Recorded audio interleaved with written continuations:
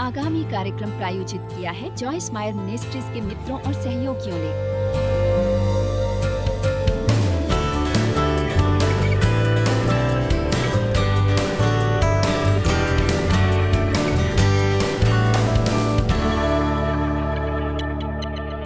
मैंने निर्णय किया कि मैं एक छोटी सी परीक्षा करने जा रही हूँ और इसलिए 8 हफ्तों के लिए मैं हर वो खींच दिलाने वाली चीज़ जो मेरे साथ हुई मैंने लिखी, जिसने मुझे शिकायत करने का कारण दिया। और इन 8 हफ्तों के समय के दौरान मेरे साथ 34 चीज़ें हुई, हर दूसरे दिन एक।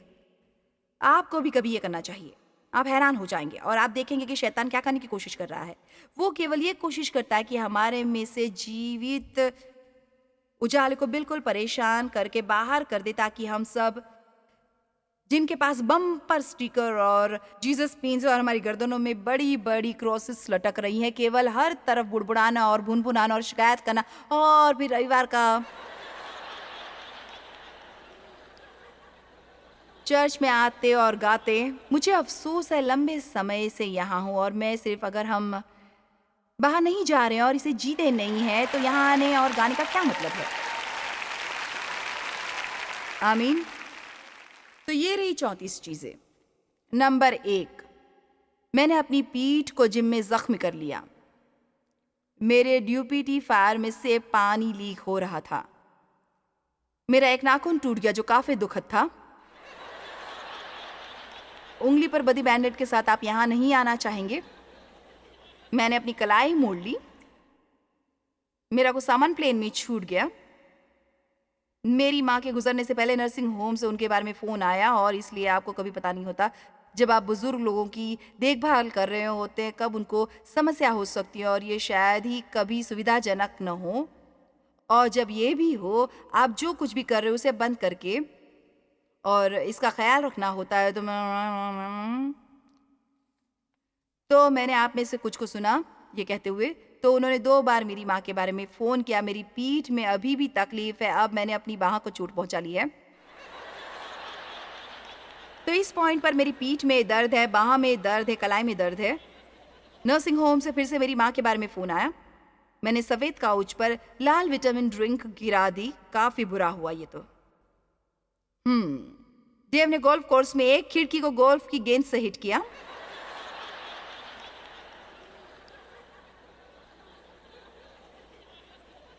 एक बार मैं बीच रात में जाग गई और मैं बहुत बात कर रही थी, जो मुझे लगा कि डेव या किसी को जवाब देना चाहिए, पर मुझे कोई जवाब नहीं मिला।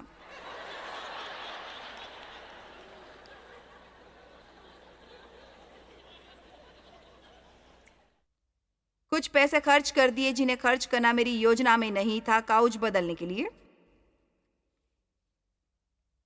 मेरे पांव का अंगूठा अंडरवेयर में अटक गया था।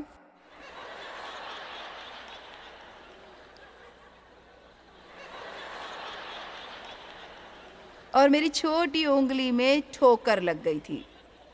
मेरी छोटी उंगली और उसके पास की उंगली में इलास्टिक अटक गया और मैं खुदक रही हूँ और चारों तरफ एक टांग पर कूद रही हूँ और मैं उन्हें खींचना चाह रही हूँ। और मैंने अपनी उंगली नहीं तोड़ी, लेकिन मैं आपको बता दूँ ये काफ़ी बुरा था, नीली पड़ गई थी। असल में आखिर में टेंडन्स में ये एक खींच गया था। मुझे अपनी बहुत ही आज़ाद 86 साल की आंट को बताना पड़ा, जिनकी देखभाल की जिम्मेदारी मेरी है, कि अब वो ड्राइव नहीं कर सकती। यह आपके लिए कोई मजाक नहीं है जब तक कि आप एक बुजुर्ग व्यक्ति को ये नहीं बताते कि आप उनकी कार की चाबियां ले रहे हैं। मुझे अपनी माँ का टीवी बदलना पड़ा ताकि उनके पास टीवी सुनने लायक का टीवी नहीं था और वो काफ़ी ऊब चुकी थी। ठीक है, एक दिन जब मैं एक दूसरे शहर गई थी मसाज के लिए, और जब आप स्पा जाते हैं वे आपको छोटी लॉकर देते हैं और आप अपने कपड़े बदल के लॉकर में रखते हैं और आप अच्छा प्यारा छोटा सा रॉब पहनते हैं। तो मैंने मसाज ली और वापस अपनी लॉकर जाकर अपने कपड़े लिए और रूम में गई। मैंने अपना टॉप पहना, अलग चीज़ें थी और पैंट नहीं थी। मैं सोच रही हूँ क्या किसी ने मेरी लॉकर से पैंट चुरा ली। क्योंकि वो जानते थे कि वो मेरी है। मैंने सोचा खैर मैंने तो लॉकर में रखी थी, मैं वापस लॉकर गई, कोई पैंट नहीं। मैंने पूरे कमरे में देखा, कोई पैंट नहीं। ठीक है, मैं सोच रही हूँ मैं घर कैसे जाऊँगी?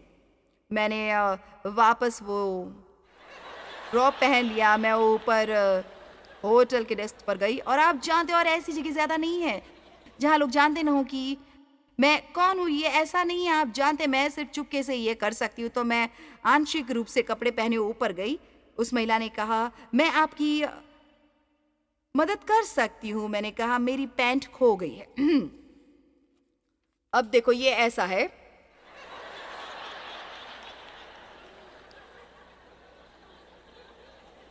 ये असल जीवन है, ये प्रवचन मंच जीवन नहीं है, ये असली जीवन नहीं है। हमारे जीवन में बस हर किसी की तरह ही कुछ होता है। आमीन। और इसलिए उन्होंने कहा, "आपकी पैंट खो गई है।" और मैंने कहा, "वो मैंने लॉकर में रखी थी।" खैर तो अब नीचे जाते हैं, मेरे साथ आती है, हम ढूंढ रहे हैं। उसने सारे लॉकर में देखा, तो आखिर उसने कहा, "आप जानती हैं हमारी एक गिफ्ट शॉप है और मैं फ़ोन करती हूँ, आप वहाँ जाएँ और हम आपको एक जोड़ी पैंट देंगे।" अब समस्या है, गिफ्ट शॉप लॉबी से होकर जाना पड़ता है, लॉबी में से होकर गिफ्ट शॉप तक अपने रॉब में। तो मैं गिफ्ट शॉप में गई और वहाँ उस महिला ने मुस्कुराकर पूछा, "आप ही वो महिला हैं?" तो उन्होंने मुझे एक जोड़ी पैंट दी। आखिरकार मैं घर पहुंची। उस दोपहर उन्होंने फ़ोन करके कहा, "मैं बहुत अफ़सोस है मिसेस माया, हमें आपकी पैंट मिल गई है।" मैंने पूछा, "कहाँ थी?" उसने कहा, "खैर आपने शायद उसे बेंच पर छोड़ दिया था और किसी ने वो हमें ऊपर डेस्क पर लाकर दे दी और हमने उसे रख लिया, लेकिन हमारी अपॉइंटमेंट बुक उसके ऊपर रखी थी और इसलिए हमें वो काफ़ी मज़ाकिया लगा। स्पा में मेरी पैंट खो गई। मेरी माँ ने अपने $350 का नया चश्मा खो दिया। मुझे लगता है उन्होंने गलती से उसे कचरे के डिब्बे में फेंक दिया। हमारा पानी 24 घंटे बंद था। मेरी आंट की आँखों में कुछ तकलीफ थी, हमें डॉक्टर के पास ले जाना पड़ा और वो चल नहीं सकती और वो बहुत वज़नदार है, तो उन्हें डॉक्टर तक ले जाना आसान काम नहीं है। मेरे काम पर कुछ ऐसी परिस्थिति आई जिसकी उम्मीद नहीं थी। ये लोगों की समस्या थी। आप में से कितनों लोगों को समस्याएँ अच्छी लगती है। देव की पीठ की सर्जरी हुई और मेरे साथ भी कुछ समस्याएं हुई। हमें काफ़ी कुछ सहना पड़ा। हम इंडोनेशिया में थे और वहाँ बाढ़ आ गई और हमारी सभाएं बर्बाद हो गई। घर वापस आने के लिए प्लेन में चढ़ी और पेट में वायरस था। इंडोनेशिया से घर पहुँचने के 3 घंटे बाद मुझे बीच रात में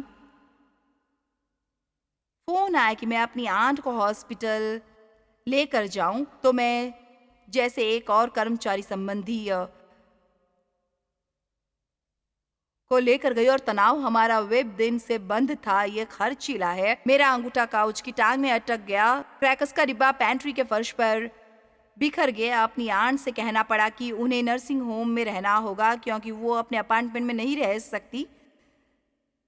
जिस होटल में मैं रही थी वहाँ दिन भर फायर अलार्म की परीक्षण की जा रही थी, लेकिन इन सब से ऊपर भी 34वीं चीज़ जो मेरी इस सूची में थी, मैं हर रोज़ वर्कआउट के बाद अपने लिए प्रोटीन शेक बनाती हूँ। खैर देव के पास है, मैंने अपना प्रोटीन शेक बनाया और उसका स्वाद वास्तव में अजीब था, साबुन जैसा। और मैं सोच रही हूँ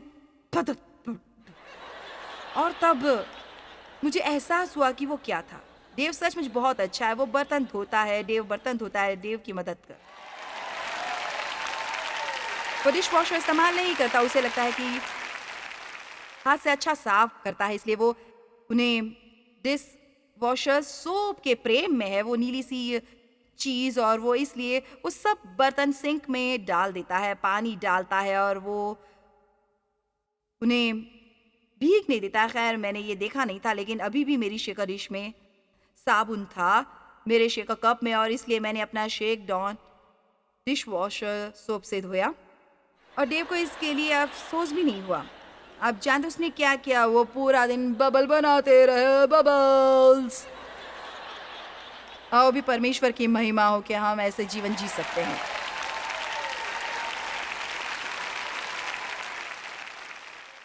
तो यहाँ रही चीजें, जीवन असली है और चीजें होती हैं और ये इतना चुनौतीपूर्ण है। जब इस तरह की चीज़ें होती हैं तो न तो बड़बड़ करो और न शिकायत करो और न blue blue blue blue blue blue.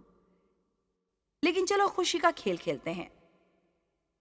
बजाय परेशान होने के कि हमें 27वीं मंजिल से नीचे आना पड़ा, हमें खुश होना चाहिए कि हम ये कर पाएँ। बजाय परेशान होने के कि आपको काउच बदलना पड़ा न चाहते हुए भी, खुश होने के कि आपके पास ये करने के लिए पैसे हैं। अपनी नौकरी के बारे में शिकायत करने की बजाय खुश रहो।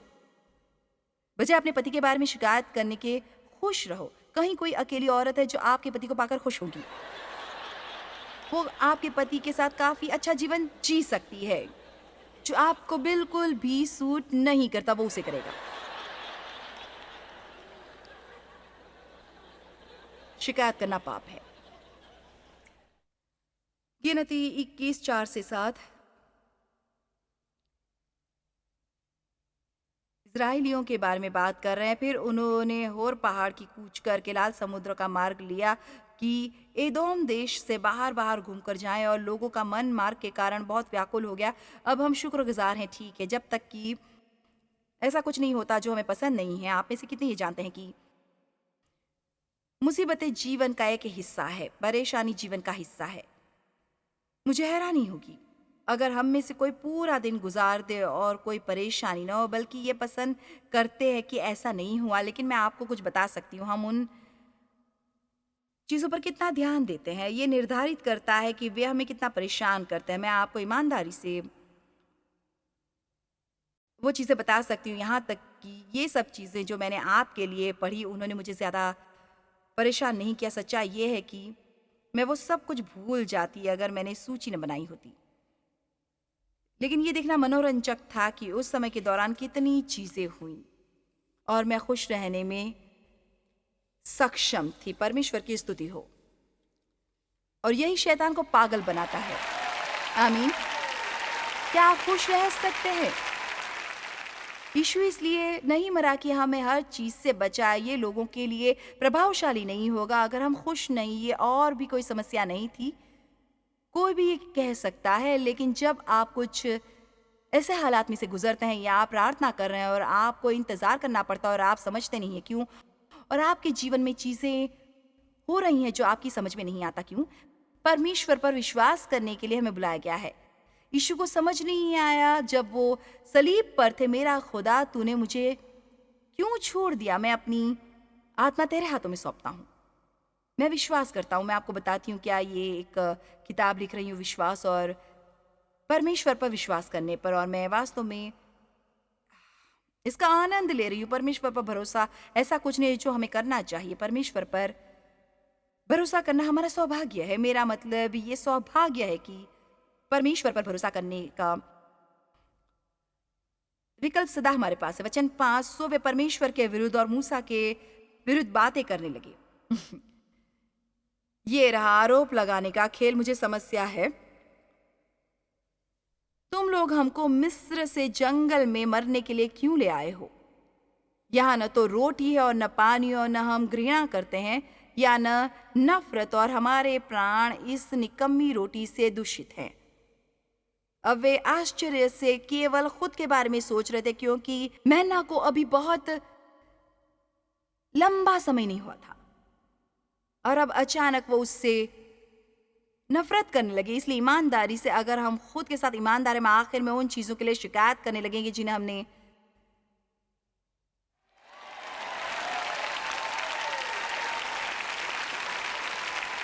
परमेश्वर से देने का आग्रह किया था। तो यहोवा ने उन लोगों में तेज विष वाले सांप भेजे। शिकायत समस्याओं के लिए द्वार खोलती है। तो यहोवा ने उन लोगों में तेज विष वाले सांप भेजे जो उनको डसने लगे और बहुत से इजरायली मर गए। वास्तव में 23,000 लोग एक दिन में मर गए। तब लोग मूसा के पास गए, मुझे ये अच्छा लगता है, और कहा हमने पाप किया है। हमारे जीवन में जो सब होना था इससे पहले कि हमें एहसास हो कि परमेश्वर को हमारा बुड़बुड़ाना और शिकायत करना और स्वयं पर आत्मदया और सब बकवास बिल्कुल पसंद नहीं है। वो चाहते हैं कि हम उन पर विश्वास करें और उनका शुक्र करें और उनकी स्तुति करें। मुझे रोमियो अध्याय 8 पसंद है जहां वो कहता है हम वध होने वाली भेड़ों की नाई बिना गए हैं, परंतु इन सब बातों में हम उसके द्वारा जिसने हमसे प्रेम किया, उस मसीह में जयवंत से भी बढ़कर हैं, एक विजेता से भी बढ़कर। उसका मतलब है कि आप जानते हैं कि आप विजयी होंगे इससे पहले कि समस्या शुरू हो। और इसलिए जब हमारे जीवन में कोई समस्या आती है और कहती है, ओ नहीं, मैं क्या करने जा रही हूँ, सिर्फ ये कहे मेरे पास विजय है, मैं नहीं जानता वास्तव में ये सब क्या होगा, इस दौरान मेरे पास परमेश्वर का विश्वास है और मुझे विजय प्राप्त होगी। हम समस्या पर ज्यादा ध्यान देते हैं और इस पर ज्यादा नहीं कि परमेश्वर इसमें से बाहर निकालने के लिए क्या करेंगे। मुझे बहुत खुशी है कि सुबह आप आए। अब आप इससे भी ज्यादा खुश होने वाले हैं। लोग मूसा के पास जाकर कहने लगे, हमने पाप किया है कि हमने यहोवा की और तेरे विरुद्ध बातें की हैं। यहोवा से प्रार्थना कर कि वो सांपों को हमसे दूर रखे। तब मूसा ने उनके लिए प्रार्थना की और बेशक परमेश्वर बहुत अच्छे हैं, वो लोगों को बचाते। इजरायलियों ने शिकायत की और उनमें से कई मर गए। लेकिन नए नियम में बाइबल कहती है 1 कुरिन्थियों 10:8-11 में ये पूरी कहानी फिर से दोहराई गई है और वो कहता है कि हमारे लिए ये एक उदाहरण की तरह है ताकि हम उनके पद चिन्हों पर न चले। मुझे ये अच्छा लगता है। तो हम इसे केवल पुराने नियम की एक कहानी के रूप में न ले। बेचारे इजरायली कितने बेवकूफ थे। नहीं, उसने कहा मैंने इसे यहाँ केवल तुम्हारे लिए एक उदाहरण के लिए रखी है। तो हम इसे फिर से दोहराएंगे। वचन 8, 1 कुरिन्थियों अध्याय 10, और न हम व्यभिचार करें जैसा उनमें से कितनों ने किया और एक दिन में 23,000 मर गए। अब यहाँ वो इसे व्यभिचार का नाम दे रहा है और केवल एक दिन में 23,000 मर गए। अब मैं ये नहीं कह रही कि अगर आप शिकायत करते हैं तो आप गिर के मरने वाले हैं, ये नहीं है। ये संदेश का मुद्दा बिल्कुल नहीं है। लेकिन फिर भी मैं चाहती हूँ कि हम सब में शिकायत के खतरों के बारे में एक स्वस्थ और श्रद्धापूर्ण डर होना चाहिए। आप में से कितने सहमत है कि शिकायत करना एक बड़ी तादाद में लोगों के साथ एक बहुत बड़ी समस्या है? मेरा मतलब है ये आश्चर्यजनक है। अगर लोग, कुछ लोग, सब लोग नहीं, लेकिन कुछ लोग आज चर्च में आ जा सकते हैं बिना शिकायत के। खैर, संगीत बहुत जोर से था, उसने बहुत लंबा उपदेश दिया और रोशनी बहुत तेज थी। और आप जानते हैं, मुझे वो जगह नहीं मिली जो मुझे चाहिए थी और मुझे बहुत दूर पार्क करना पड़ा। बस आप पल भर के लिए उस पर सोचिए।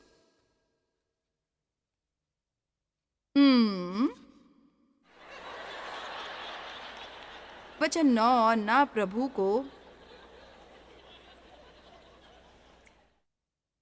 परखे और ना उनकी सहनशीलता को आजमाए। वो तो जैसे वो कह रहा है तुम लोगों को लगता है कि तुम्हें समस्याएं हैं, तुम्हें यहाँ ऊपर होना चाहिए तुम सबको सुनने के लिए, और ना ही हम प्रभु की अच्छाई को परखे जैसा उनमें से कितनों ने किया और सांपों के द्वारा नाश किए गए शैतान के लिए द्वार न खोले। और न तुम कुड़कुड़ाओ जिस रीति से उनमें से कितने कुड़कुड़ाए और नाश करने वालों के द्वारा नाश किए गए, परंतु ये सब बातें जो उन पर पड़ी दृष्टांत की रीति पर थी और वे हमारी चेतावनी के लिए जो जगत के अंतिम समय में रहते हैं लिखी गई है। शिकायत का मतलब है करते रहना। क्या आप ज्यादातर समय संतुष्ट हैं? क्या आपका रहन सहन बहुत ऊंचा है? क्या आपको खुश रखने में बहुत ज्यादा समय लगता है? क्या आप हर चीज आपके तरीके से होनी चाहिए ताकि आप शिकायत न करें? अब मैं चाहती हूँ कि आप सुने जो मैं कहने के लिए तैयार हो रही हूँ। आप जिस चीज के बारे में कुछ करना नहीं चाहते हैं उसके लिए शिकायत ना करें। देखो, आपको ये अच्छा लगा, आपको कितना कुछ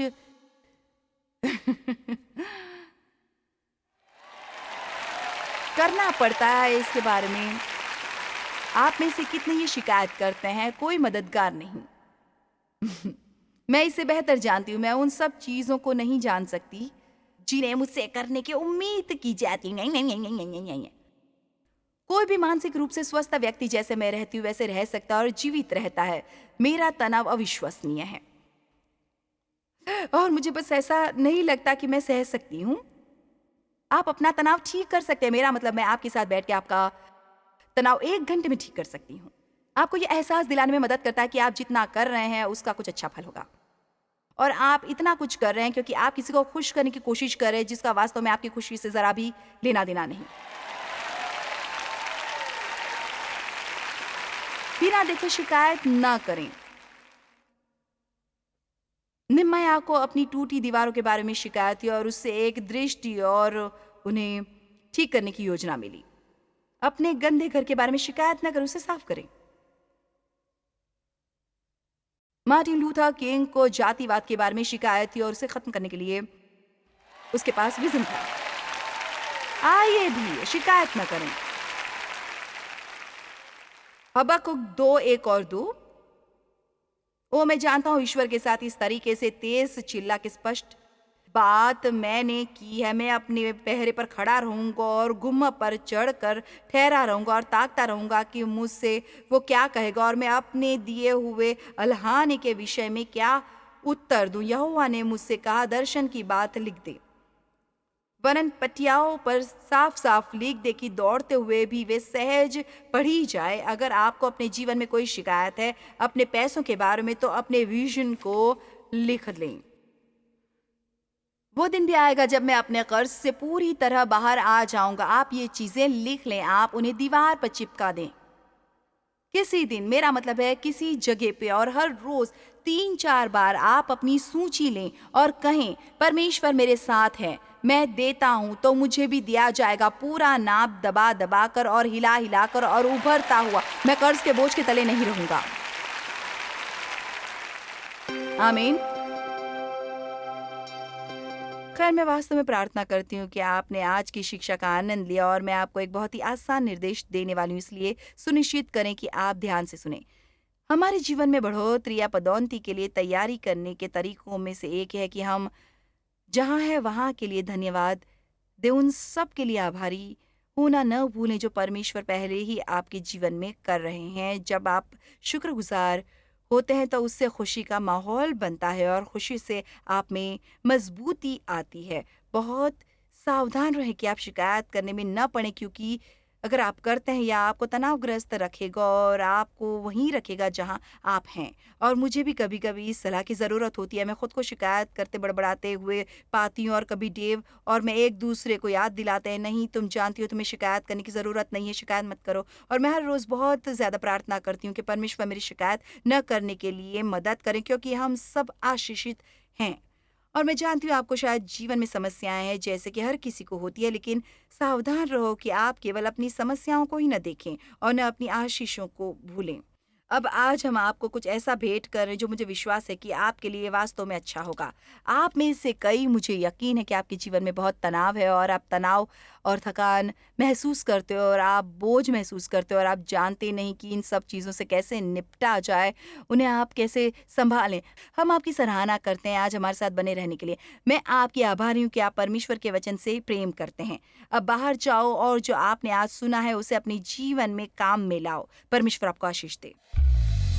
जॉयस मायर मिनिस्ट्रीज में आप हमारे लिए बहुत ही कीमती हैं, जितना कि आप जानते हैं। हम आपकी सराहना करते हैं और इस सेविकाई को दुनिया भर में संभव बनाने के लिए हम अपने दोस्तों और सहभागियों को धन्यवाद देते हैं। हम साथ मिलकर भूखों को खाना खिलाते हैं, गरीबों को कपड़े देते हैं और कई देशों में सुसमाचार बांटते हैं। अपना प्रार्थना निवेदन भेजने के लिए कृपया आज ही संपर्क कीजिए। हमारे स्रोतों के बारे में और भी जानिए।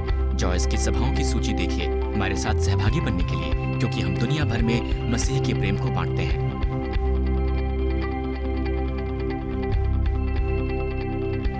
इसका खर्च उठाया है जॉयस मायर मिनिस्ट्रीज के मित्रों और सहयोगियों ने।